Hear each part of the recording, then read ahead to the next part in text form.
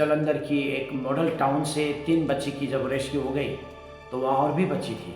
मैं तुम्हारे हाथ में मोबाइल रहेगा, कपड़ा नया नया रहेगा, तुम हमारा साथ चलो बोल के उनको क्या किया, प्रलोभन दिखाया, लालच दिखाया।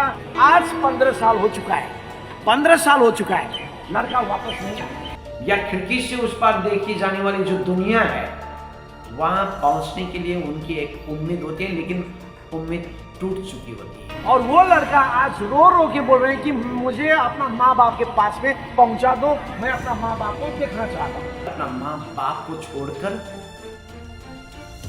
किसी पर भरोसा या विश्वास न करें। अगर सच में कहूँ तो मैंने कितने लोगों को रेस्क्यू किया ये मायने रखता नहीं है। मैंने कितने लोगों को प्रोटेक्ट किया, मानव तस्करी की जाल में जाने से पहले कितने लाखों को मैंने प्रोटेक्ट किया हूँ, ये मायने रखते हैं। हर 8 मिनट में एक बच्चा गायब हो जाता है। राष्ट्रीय अपराध रिकॉर्ड ब्यूरो यानी एनसीआरबी के मुताबिक देश में हर दिन ह्यूमन ट्रैफिकिंग के औसतन 6 मामले दर्ज हो रहे हैं। भारत में लगभग 8 लाख लोग मानव तस्करी में फंसे हुए हैं। जरा सोचिए उन लोगों के बारे में जो मानव तस्करी यानी ह्यूमन ट्रैफिकिंग का शिकार हो जाते हैं, अपनों से दूर किसी कैद खाने में कैद हो जाते हैं, अनगिनत यातनाएं सहते हैं। हर दिन बच्चे, महिलाएं, नौजवान ह्यूमन ट्रैफिकिंग का शिकार हो रहे हैं और ये आंकड़ा लगातार बढ़ता जा रहा है। देश में मानव तस्करी की जो काम है ये काफी भयानक है, ये खतरा है देश के लिए। और जब देश में ह्यूमन ट्रैफिकिंग की कितनी जोरदार पकड़ है ये आपको तब समझ में आएगा जब मिसिंग डायरी थाने में होती हैं और रेड लाइट में हमें वो लोग मिलती हैं। और कई मिसिंग डायरी होती भी नहीं है, लेकिन कई तस्करी की शिकार हुए महिला हो या बच्ची हो,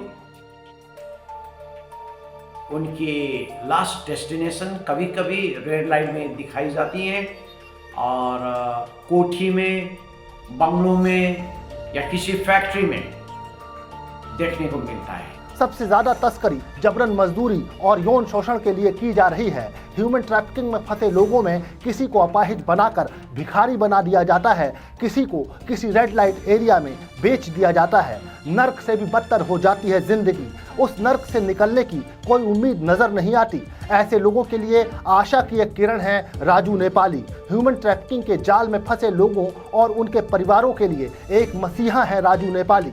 पश्चिम बंगाल के डुआर्स के रहने वाले राजू नेपाली ने अपनी हिम्मत, जज्बे और सूझबूझ की मदद से अब तक 1500 से भी ज्यादा लोगों को मानव तस्करों के चंगुल से निकाला है। मैंने अक्सर देखा हूं कि तस्करी की शिकार हुए लड़की चाहे लड़का, ऐसा बात नहीं है कि केवल लड़की होती है, लड़का भी होती है, लेकिन ज्यादा तौर में मैंने लड़की देखा है। लड़कियों का एक सपना होती है, जिस कोठे में रखा है, जिस बंगलों में रखा हुआ है या किसी फैक्ट्री में रखा हुआ है, कहीं पर भी रखा है, उनको बंधन के द्वारा तो उनकी एक उम्मीद होती है खिड़की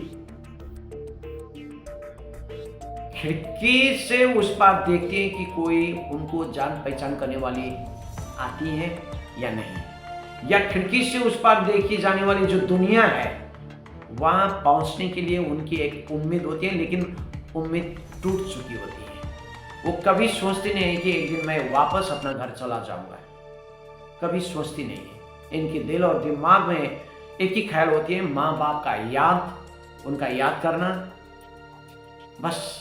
लेकिन वहां से छुटकारा मिलना और घर जाना, पहुंचना, माँ बाप को मिलना, भाई बहन को मिलना, या जहां से आए वापस अपना राज्य में जाना, गांव में जाना, इनके दिल और दिमाग से इनकी जो उम्मीद होती है वो सब टूट जाती है। लेकिन आफ्टर रेस्क्यू तब तक भी ये बच्ची को विश्वास नहीं होती है कि सच में क्या मुझे यहाँ से छुटकारा मिली, क्या सच में क्या मैं घर जा पाऊंगी, विश्वास नहीं करती। राजू नेपाली पश्चिम बंगाल के डुआर्स क्षेत्र में एक नायक की तरह हैं। अपने एनजीओ डुआर्स एक्सप्रेस मेल के माध्यम से उन्होंने मानव तस्करी के पीड़ितों को बचाकर हजारों परिवारों की मदद की है। अभी तक के उनके तमाम बचाव अभियानों में उनका सबसे बड़ा हथियार बना है उनका एक व्हाट्सएप ग्रुप जिसका नाम है स्टॉप इफ यू कैन। मैंने 2015 साल में एक व्हाट्सएप ग्रुप बनाया और ग्रुप को नाम क्या रखना ये मेरे को मालूम नहीं था, लेकिन बाद में मैंने सोचा कि स्टॉप इफ यू कैन नाम का व्हाट्सएप शुरू किया 2015 साल में। कोई भी मिसिंग केस होते तो मैं उसमें साझा करता था, शेयर करता था। तो स्टॉप इफ यू कैन में child welfare committee, DCPO, police, media, NGOs और सोशल वर्कर्स काफ़ी देश भर से जुड़े हुए हैं। कश्मीर से कन्याकुमारी और महाराष्ट्र से लेकर नागालैंड, त्रिपुरा, मणिपुर तक, और ये बड़ा एक अच्छा नेटवर्क था। और स्टॉप इफ यू कैन नाम का व्हाट्सएप ग्रुप में मैं साझा करता था। तो मैं अकेला इस काम में रेस्क्यू करने में मैं नहीं था, बल्कि स्टॉप इफ यू कैन में जितने भी सदस्य हैं, विभिन्न ऑर्गेनाइजेशन, उनकी सहयोग से ट्रेस आउट होती थी, मिलती थी। और बाद में आस्ते आस्ते होम वेरिफिकेशन की काम में सुविधा भी मिला, क्योंकि यहाँ पर होम कहाँ की बच्ची हैं साझा होती थी और उनका घर परिवार ढूंढने में भी मदद कामयाब हो चुका था। तो इससे काफ़ी फ़ायदा हुआ। डायरेक्टली इनडायरेक्टली कहूँ तो सोशल मीडिया के द्वारा, व्हाट्सएप के द्वारा बच्चों को रेस्क्यू करना, बच्चों को ढूंढना कामयाबी हुआ। राजू नेपाली ने साल 2007 में अपनी NGO डुआर्स एक्सप्रेस मेल बनाई थी जिसका मकसद मानव तस्करी में फंसे लोगों को आज़ाद करवाना है। सिर्फ इतना ही नहीं, मानव तस्करों से आज़ादी दिलवाने के बाद पीड़ितों को दोबारा मानसिक रूप से मजबूत करना और उन्हें उस यातना के डर से निकालना भी राजू और उनकी NGO का मकसद है, जो बंधक होने के दौरान देखकर आए हैं। रेस्क्यू समय काफ़ी बातें मैं देखा हूँ, जैसे लड़कियों के ऊपर में चोट, फिजिकली चोट देना, मानसिक तनाव, और वो भाषा मेरा पास नहीं है कि मैं कैसे वृतांत से आपको बताऊं। मैं निःशब्द हूं। NCRB की रिपोर्ट के मुताबिक भारत में मानव तस्कर 40.5% पुरुषों और 59.5% महिलाओं को निशाना बनाते हैं। इंटरनेट ने लोगों के जीवन को जितना आसान बनाया है, उतना ही बड़ा जरिया ये अब ह्यूमन ट्रैफिकिंग का बन गया है। सोशल मीडिया के जरिए विदेश में नौकरी का झांसा देकर तो कभी प्यार और शादी के नाम पर गुमराह करके ह्यूमन ट्रैफिकिंग के जाल में फंसाया जा रहा है। राजू की जिंदगी में भी ऐसा ही एक वाकया हुआ था, जिसके बाद उन्होंने मानव तस्करों के चंगुल से लोगों को आज़ाद करवाने को ही अपनी जिंदगी का मकसद बना लिया। मिशनरी के रूप में मैं नेपाल में गया था और मैं वहाँ काम कर रहा था, लेकिन सप्ताह में एक दिन मैं याहू मैसेंजर में चैट करता था अपना दोस्तों के साथ में। तो वहाँ एक लड़की की परिचय मेरा साथ में हुआ। दोस्त के नाते से नहीं, बल्कि भाई बहन हम लोग बन चुके थे। तो ये इनकी नाम माया थी, और माया ने मुझे एक दिन निवेदन की कि उनकी शादी और एंगेजमेंट में किसी आदत से मुझे जाना है। और शादी में तो मैं नहीं गया, लेकिन एंगेजमेंट में मैं उनके पास में गया, उनका एंगेजमेंट हुई, और उसके बाद में मैं वापस अपना जगह में चला गया। और वहाँ जाने के बाद में लगभग 1 महीने के बाद में उनका शादी हो गई। लेकिन शादी के बाद में अब मेरा चैटिंग बात ये बंद हो चुका था माया के साथ में। तो आस्ते आस्ते 1 साल 2 साल के बाद में मैं माया को भी भूल चुका था कि वो याहू मैसेंजर में मेरा एक दोस्त थी, मेरी एक बहन थी। लेकिन 8 साल बाद मैं अपना काम से मुंबई जाना पड़ा, और मुंबई के प्रोग्राम खत्म होने के बाद में मुझे एक बिहार के एक मित्र थे ड्राइवर, वो मुझे पुनः घुमाने के लिए ले गए।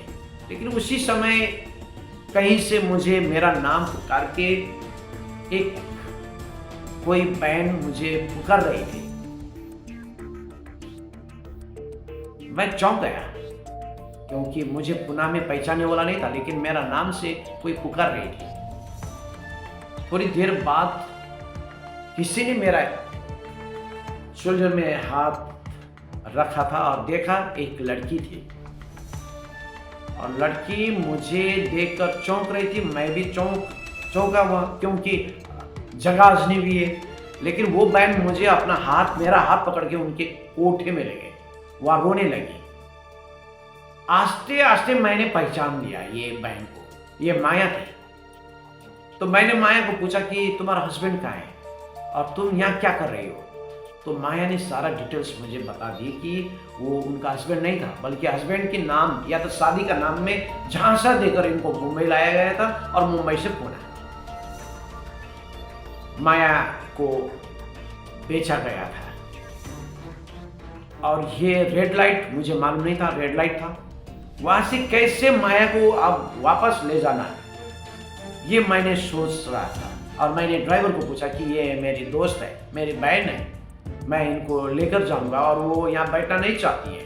लेकिन ड्राइवर ने मुझे कहा कि इस प्रकार से मत ले जाना, ये जगह अच्छी जगह नहीं है। मैंने जबरदस्त किया कि इनको ले जाना है।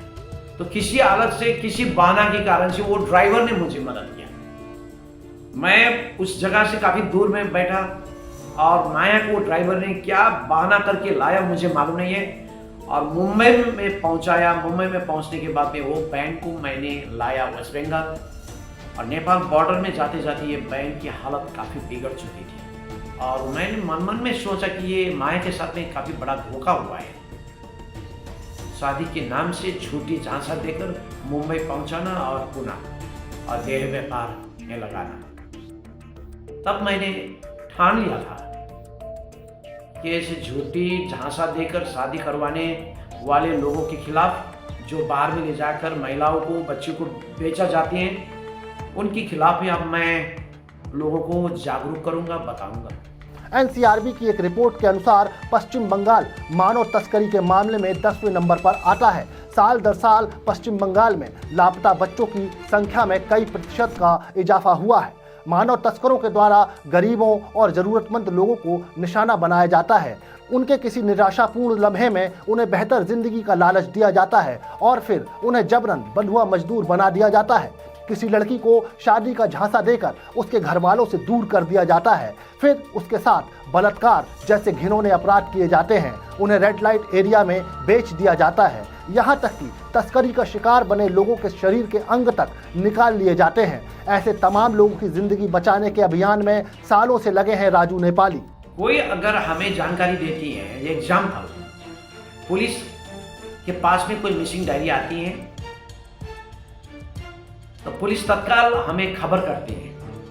तो मुझे ये खबर मिलते ही मैं स्टॉक गैंग में साझा कर देता हूँ और कौन कहाँ काम कर रहे हैं उनको भी मैं ये शेयर कर देता हूँ। करने के बाद में तत्काल रेस्क्यू हो जाती है। भारत में लड़कियों और महिलाओं की केवल वेश्यावृत्ति के लिए तस्करी नहीं की जाती, उनको भारत के कुछ हिस्सों में वस्तुओं की तरह बेच दिया जाता है। ऐसा उन क्षेत्रों में किया जाता है जहां महिलाओं का अनुपात बहुत कम होता है। उन महिलाओं को शादी करने के लिए मजबूर किया जाता है। इतना ही नहीं, दुनिया भर में बाल तस्करी मानव तस्करी से भी बड़ी समस्या है। बाल तस्करी से दुनिया का कोई भी हिस्सा सुरक्षित नहीं है। ऐसे में राजू और मानव तस्करों से लोगों को बचाने की मुहिम में जुटे लोगों के लिए चुनौती और बढ़ जाती है। जालंधर में जब रेस्क्यू हो गए तो लोगों की जत्था होटल में आ चुका था, क्योंकि जालंधर की एक मॉडल टाउन से 3 बच्ची की जब रेस्क्यू हो गई तो वहाँ और भी बच्ची थी। तो स्थानीय लोगों का जत्था वहाँ हमला के लिए आ चुका था। तो तब हमारे यहाँ की Darjeeling police, West Bengal police बहुत चालाकी के साथ में हमें और पुलिस होटल को छोड़ना पड़ा और दूसरी जगह जाकर शिफ्ट करना पड़ा। लेकिन बच्ची को रेस्क्यू तो हो गए, लेकिन लोगों का जो हमला करने वाले का जत्था था वो तब तक रेलवे स्टेशन, बस स्टैंड और कुछ होटलों में वह लोगों को लगा चुका था कि कहाँ है बच्चों को वापस लाने के लिए।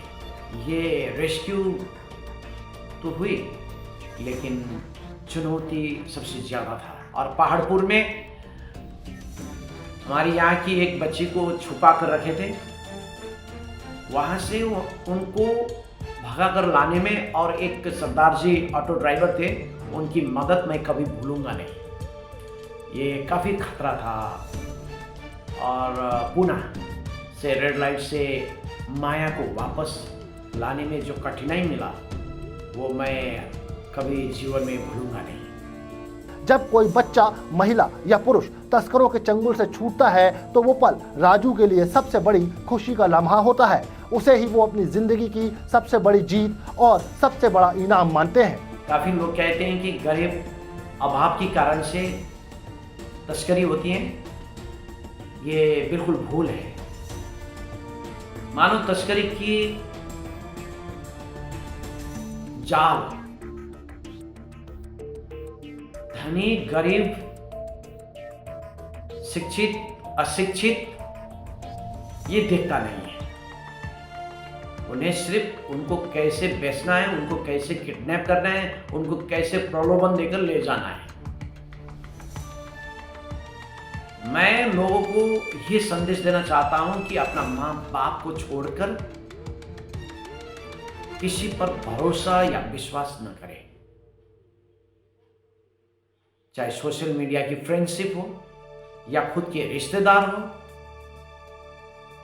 किसी पर भरोसा न करें। जो काम दिलाने के लिए मीठी मीठी बात करते हैं, उन पर विश्वास न करें। और जिस कोठी में नौकरानी के लिए डिमांड करती हैं, वो भी ध्यान दें कि उनकी उम्र क्या है, वो कहाँ की है, वो किस प्रकार से उनके घर तक पहुंची है, कहीं ह्यूमन ट्रैफिकिंग की विक्टिम तो नहीं है।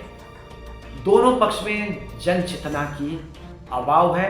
हम जन चेतना के द्वारा ही लोगों को जागरूक कर सकता है। राजू और उनकी एनजीओ मानव तस्करी के खिलाफ एक बड़ी लड़ाई लड़ रहे हैं। हर दिन लोगों की जिंदगी बचा रहे हैं। हम भी राजू और उनकी टीम के इस जज्बे को सलाम करते हैं। तो दोस्तों, ये थी राजू नेपाली और उनके एनजीओ की कहानी। आपको ये कहानी कैसी लगी? अपनी राय हमें कमेंट बॉक्स पर साझा करें और हमारे चैनल को लाइक और सब्सक्राइब करें।